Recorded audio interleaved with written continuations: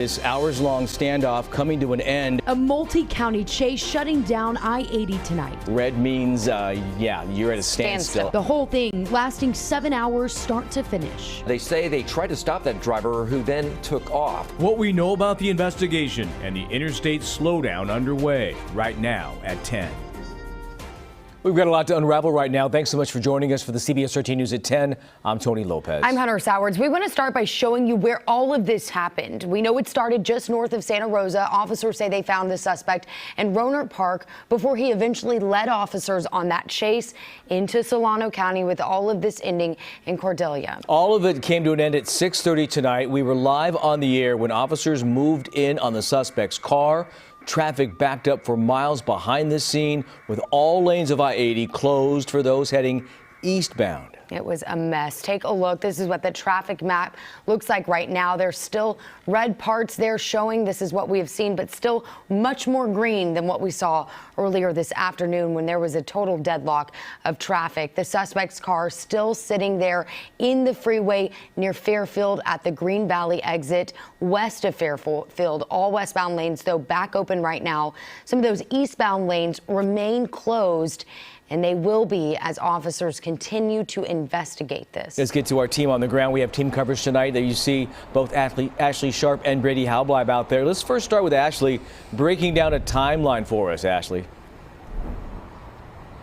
Hey guys, well, you talk about that traffic. I'm just in front of the 680 split off of I-80 and still slow moving tonight. And like you guys said, with this timeline, this lasted most of the day. We know that this started, like you said, near Santa Rosa, and we've been trying to get answers throughout the evening from CHP, from other police agencies that were there on the scene helping control this standoff today.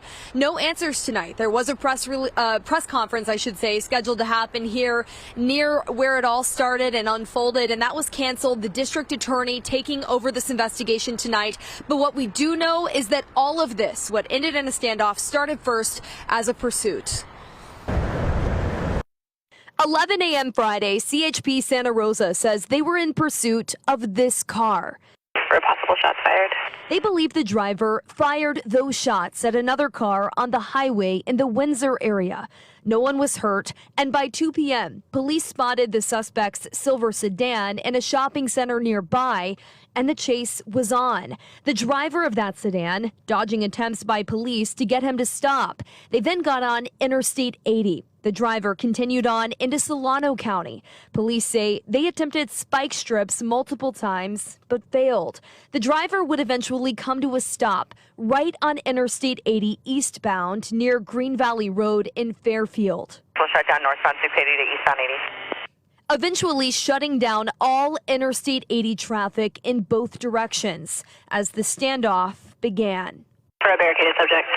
For hours, police, deputies, and SWAT on scene tried to get the suspect to come out of the car.